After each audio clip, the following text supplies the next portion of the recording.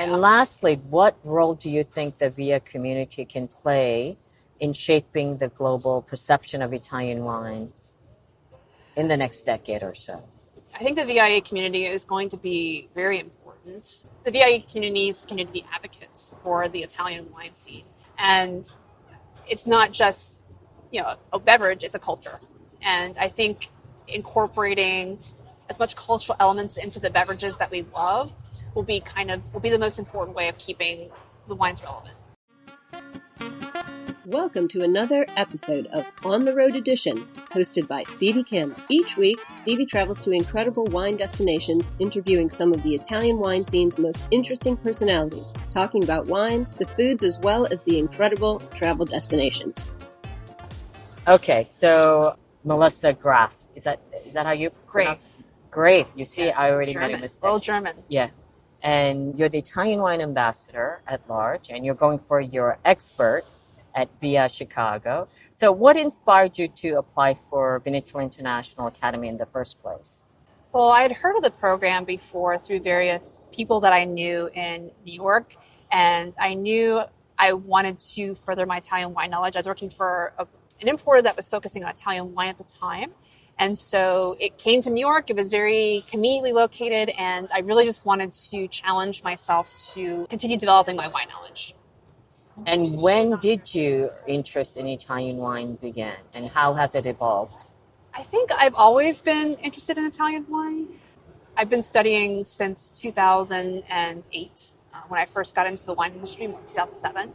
But it was when I started working for Banville in DC selling their portfolios when I really started getting interested in Italian wine and really kind of focusing in on it. And what personal or professional goals do you hope to achieve through VIA course? I think the VIA course will really challenge me to know a lot of theory, a lot about the grape varieties, because no single importer, no single company has every single Italian grape. But it's always good to know what exists and their commercial significance in the greater world of wine. So I think knowing more than what you're actually currently working with is super important, because you don't know what you don't know. And why did you choose VIA in the first place over other Italian wine certification programs? I chose VIA because there's a community. We're a community. We have a WhatsApp group. We do Gita together.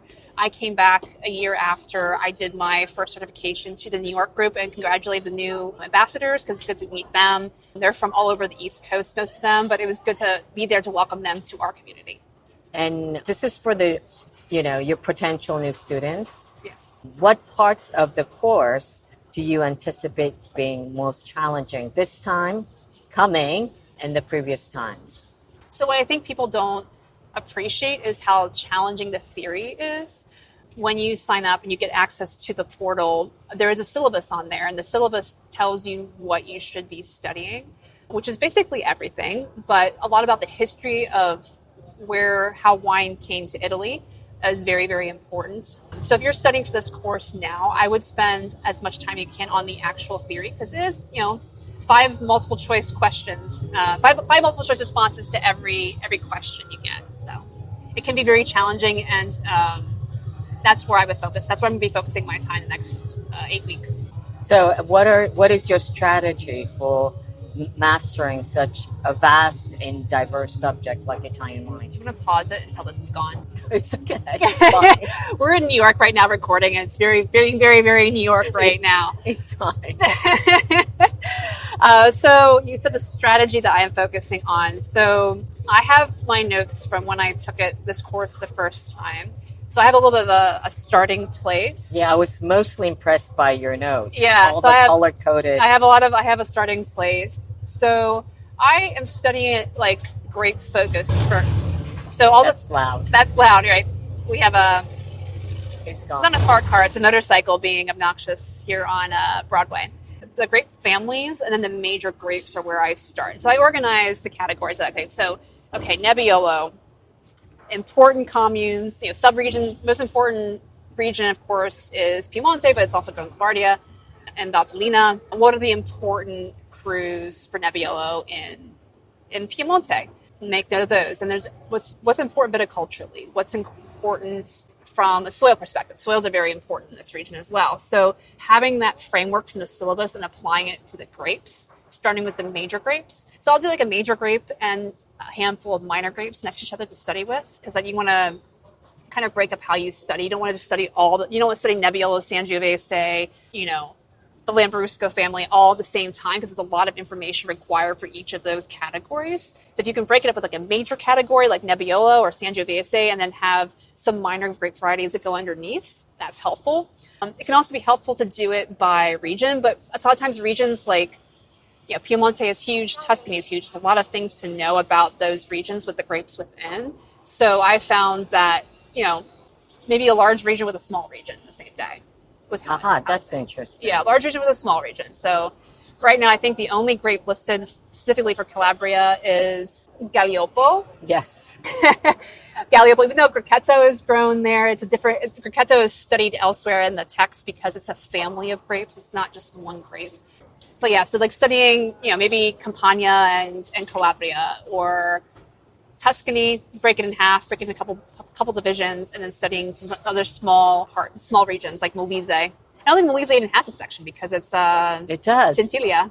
Yeah, Tintilia. It does have a section. Yeah, it does in the online right. notes.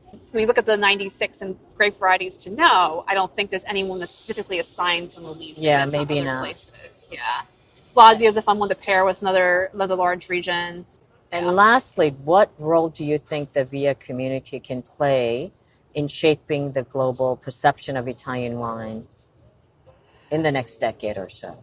I think the VIA community is going to be very important. Here in the U.S., we have a lot of headwinds right now with tariffs on European wines, European imported wines. We have threats from cannabis. I think this is globally.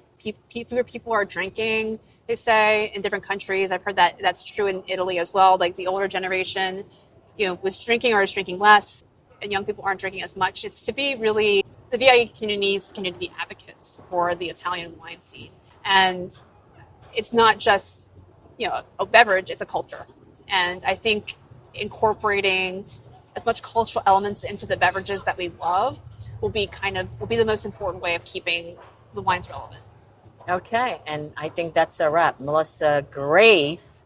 We're in Square Diner in Tribeca. Thank you for joining me for lunch today. Absolutely. And see you in Chicago. See you in Chicago. Looking forward to it. Ciao. Ciao. Thank you for joining us on another episode of On the Road Edition, hosted by Stevie Kim. Join her again next week for more interesting content on the Italian wine scene. You can also find us at ItalianWinePodcast.com or wherever you get your pods. You can check out our YouTube channel, Mama Jumbo Shrimp, to watch these interviews and the footage captured at each location. Ching ching!